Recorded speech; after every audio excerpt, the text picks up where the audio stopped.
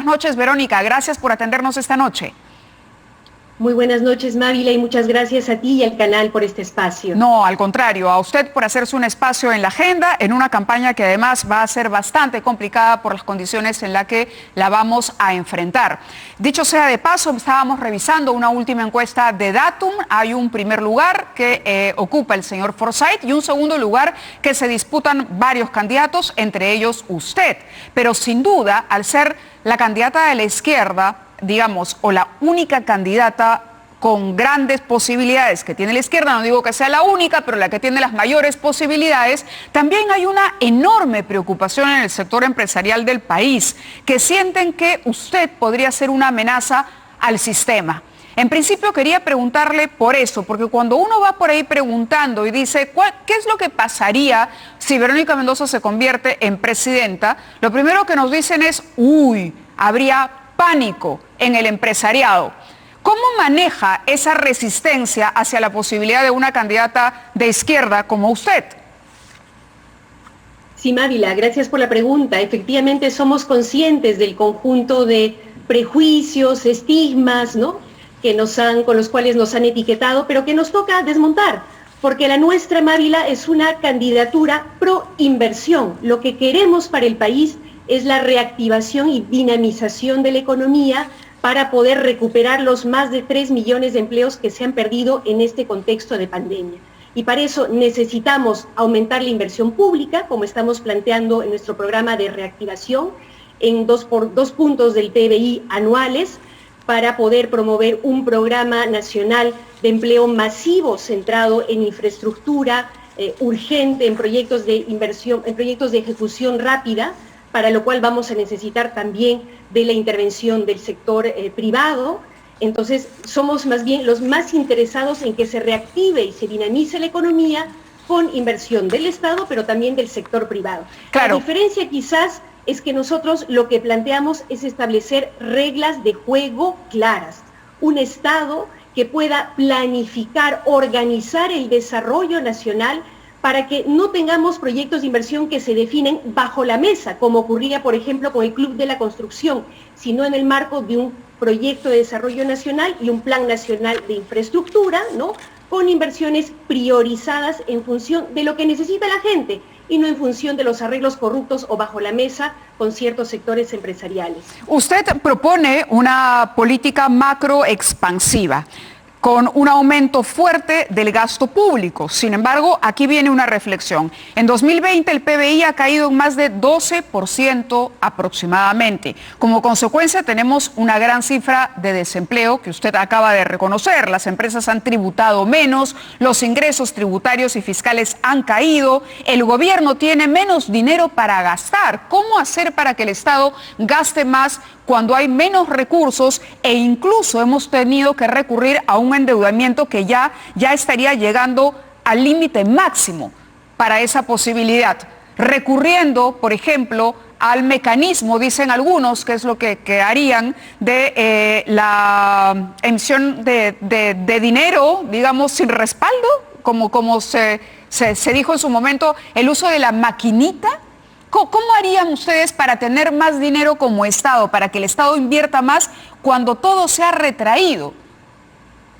Sí, Mávila, tenemos que ver las cosas por etapas, ¿no? Primero, inmediata y urgentemente tenemos que reactivar y dinamizar la economía. Y para eso el Estado cuenta aún con ahorros fiscales. Las cifras oficiales señalan que tenemos cerca de 72.000 millones de soles en bancos de parte del Estado peruano. No planteamos que se gaste todo, pero sí lo necesario, lo urgente para poder reactivar, dinamizar la economía con, como señalaba hace un momento, un incremento de la inversión pública, ¿no?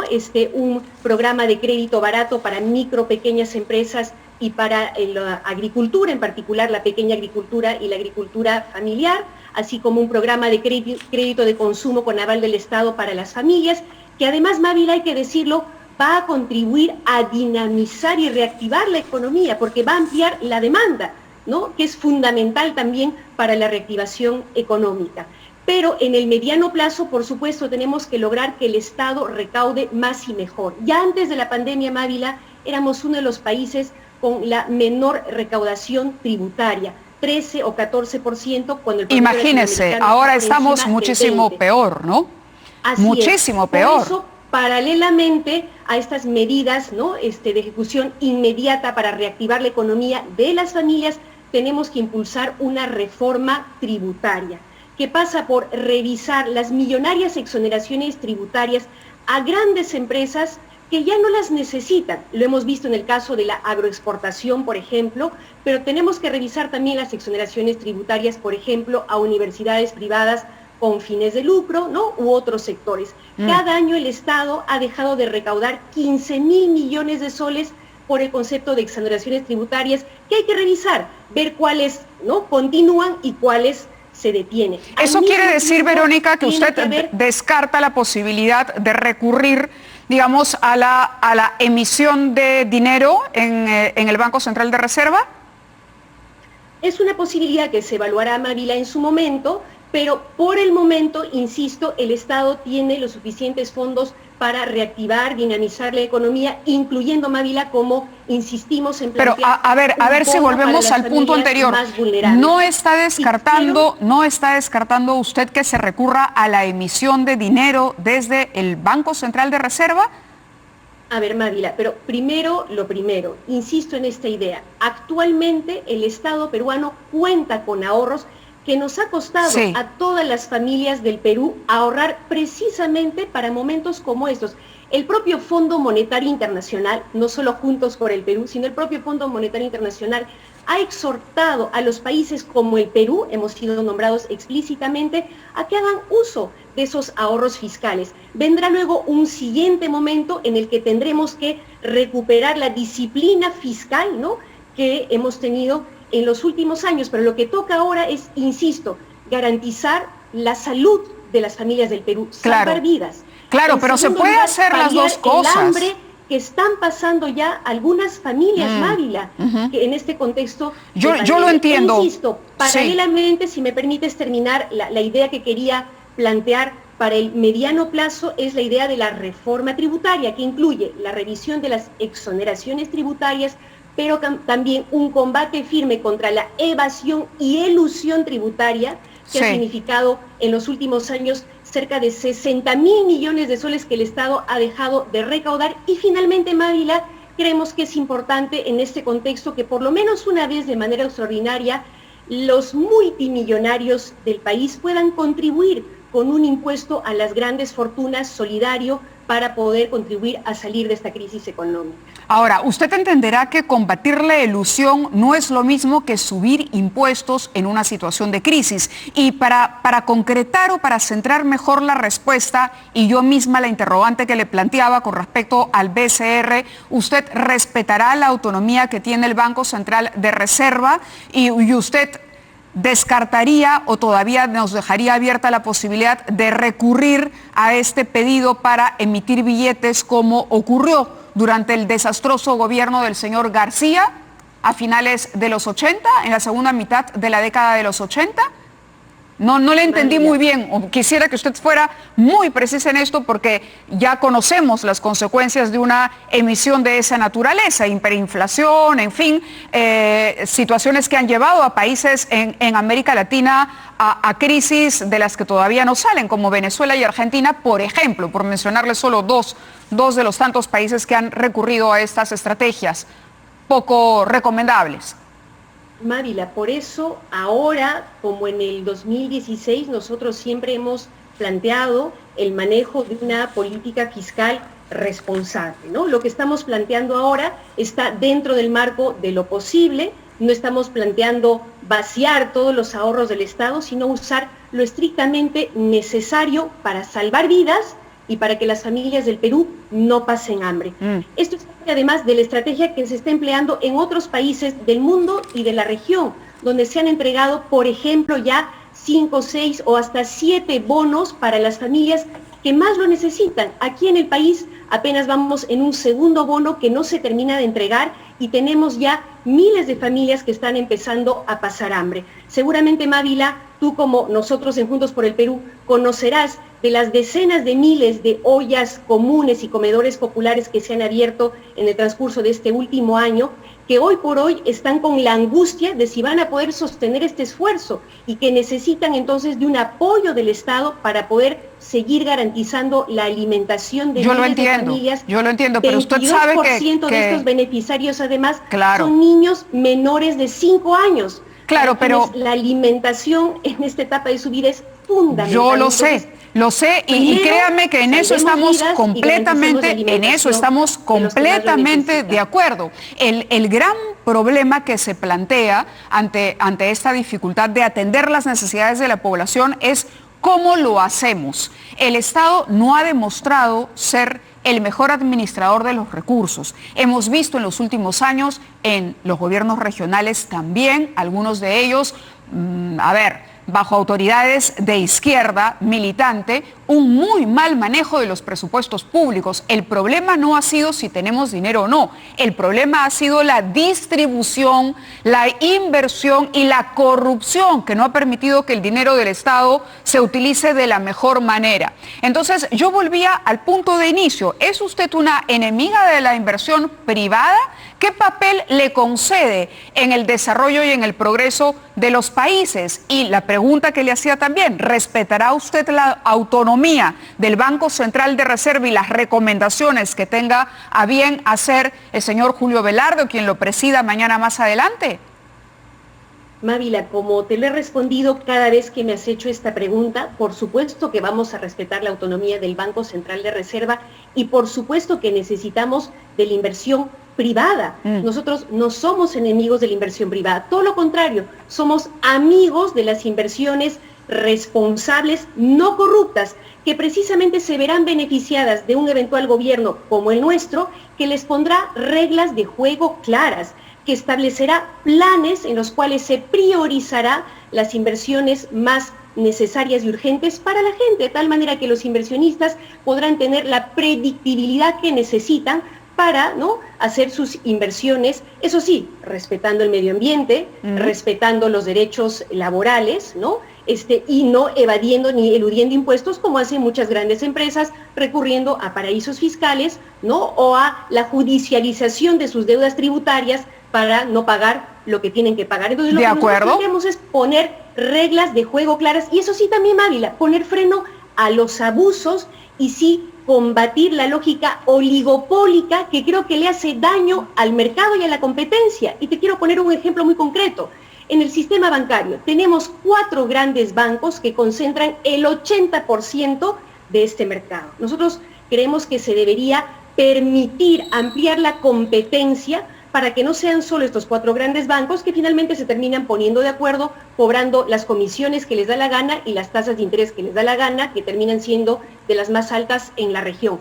¿Cómo se combate eso? Mejorando, promoviendo la competencia, que haya más inversionistas privados en este sector que puedan dinamizar el mercado y, insisto, promover una competencia que nosotros creemos es saludable, Otros son la los competencia, que preferirían mantener lógicas monopólicas y oligopólicas que les permiten luego cometer abusos en el sector de los bancos, como en el sector de las AFPs o las cadenas de farmacias y tantos otros. Muy bien, entonces, fomentar la competencia. ¿Quién es la persona que ha escrito, quién es su jefe de plan de gobierno en materia económica? ¿Quién ha diseñado el plan de gobierno en el capítulo económico de Juntos por el Perú? Mávila, quiero aprovechar para agradecer a decenas de profesionales, técnicos que han contribuido a la construcción de nuestro plan de gobierno en diálogo además con distintos sectores de la ciudadanía. Quien ha tenido a su cargo la coordinación del plan en su conjunto es la socióloga Anaí Durán. En el equipo económico hemos contado con el aporte de profesionales de trayectoria reconocida y experiencia en gestión pública como Pedro Franque, como Gustavo Guerra García, como Eduardo Segarra, que además ha contribuido a desarrollar la parte del desarrollo rural y agrario, que tiene vínculo también con el tema económico. También hemos contado con el apoyo, la asesoría de Oscar Dancourt, que ha sido también presidente del Banco Central de Reserva, y un amplio equipo que presentaremos en su momento y con los... Algunos de los que nos ha mencionado podría ser el próximo ministro de Economía, digamos, si usted llegara a ganar las elecciones, ¿alguno de los mencionados? Eventualmente, Mávila, no lo hemos definido aún, por ahora nos toca concentrarnos en presentar nuestras propuestas, ganar, ojalá, las elecciones conquistando la confianza del pueblo peruano, pero sí, cualquiera de estos profesionales podría Verónica, asumir un cargo cuando uno ministerial la en nuestro futuro escucha gobierno. referirse a, digamos, reconocer el papel de la inversión privada en el crecimiento del país, cuando uno la escucha a usted decir que lo que quieren es fomentar la competencia entre empresas privadas, que genere un mayor dinamismo en el mercado, uno dice, genial. Y entonces, ¿por qué cambiar el capítulo económico de la Constitución? Si ese capítulo económico es el que ha permitido, precisamente, en las últimas décadas, un crecimiento que hoy nos ha, por otro lado, permitido también tener los ahorros de los que estamos hablando y que vamos a utilizar para contrarrestar la crisis provocada por la COVID-19. ¿Por qué el empeño en cambiar una constitución ahora? Especialmente en el capítulo económico, que no dice otra cosa sino esa, promover la actividad privada y dejar al Estado un papel regulador y vigilante. Mávila, lamentablemente ese mismo capítulo económico es el que ha generado, sí, un crecimiento económico, pero que ha terminado en los bolsillos de un puñado de personas, a costa de la explotación y la precarización de las mayorías. 70% de la población económicamente activa vive en la informalidad, sí, en la precariedad absoluta, sin saber cómo va a sobrevivir el mes siguiente. Eso es precisamente lo que queremos cambiar. Creemos que ¿Y eso se cambia con una nueva constitución? ¿Eso se cambia con una nueva constitución? Creemos, Mávila, que el Estado no puede estar atado de manos y pies para, digamos, planificar el desarrollo nacional. Pero no está atado de manos. No está atado de manos. Una cosa es la ley, Verónica, una cosa es la Constitución y otra cosa es lo que hace la clase política con la Constitución. Y otra cosa es lo que hace el Estado, bien o mal, dentro del marco de esa Constitución. Es decir, cuando hay un Estado corrupto, cuando hay presidentes corruptos, que pueden ser de derecha o de izquierda, es que la Constitución finalmente no termina por cumplir sus objetivos. Le digo esto porque estaba repasando la cantidad de constituciones que hemos tenido en los 200 años de vida independiente que tenemos los peruanos, y son 12 constituciones. Si a esto le sumamos una serie de proyectos o de reglamentos que también han pretendido de alguna u otra manera hacer de medias constituciones, que han sido como 44 veces. Estamos hablando de que en el Perú tenemos la vocación de ir cambiando leyes como si esa fuera la solución. Y lo que está ocurriendo es que las personas, los gobernadores regionales, los gobiernos, después del gobierno de Fujimori, cuántas decepciones nos hemos llevado los peruanos. El desempeño de los gobiernos de izquierda en el interior tampoco es que haya sido de lo más elocuente. Fíjese el caso usted de Arequipa. Por eso le pregunto, ¿por qué cambiar una norma si lo que hay que hacer es cambiar la actitud y el comportamiento de las personas y hacer que esas leyes se cumplan? Mávila, si me permites por terminar favor de responder a tu pregunta anterior, sí, para no dejar en el aire a los televidentes, a los ciudadanos. Sí, la actual Constitución sí limita al Estado peruano a un rol subsidiario, le recorta sus capacidades planificadoras, reguladoras, fiscalizadoras que nosotros queremos recuperar, no para que sustituya al sector privado, sino para que lo ordene y lo regule adecuadamente. De eso se trata, Mávila. Ahora, nosotros no estamos planteando solamente revisar el capítulo económico, sino también, tú misma acabas de dar cuenta de la grave crisis política que nos ha atravesado en los últimos años, expresada en que todos nuestros expresidentes elegidos en democracia están procesados por corrupción, junto efectivamente a varios gobernadores regionales, ¿no?, grandes empresarios, etcétera, etcétera. Y creo que precisamente esto, Mávila, nos demuestra que ya no se trata solamente de un problema de personas o de moral individual. Por supuesto, estas personas tienen que responder ante la justicia por sus actos, pero lo que nos está revelando esta crisis profunda y transversal a toda la clase política es precisamente que tampoco han estado funcionando las reglas de juego que han permitido en este periodo de gobierno de 5 años 4 presidentes, por supuesto un usurpador, ¿no es cierto? 3 de ellos sucediéndose en el plazo de una semana. Con la mitad del Parlamento también procesado por corrupción, necesitamos también revisar todo lo que tiene que ver con el diseño del sistema político. No solo eso, nosotros planteamos ¿Presentará de llegar a la presidencia usted como jefa del Poder Ejecutivo un proyecto de ley para eso, para el cambio, que es uno de los caminos legales que hay, porque el camino de la Asamblea Constituyente parece no estar contemplado en la Constitución actual y habrá que respetarla mientras sea la que rija nuestros destinos, ¿no?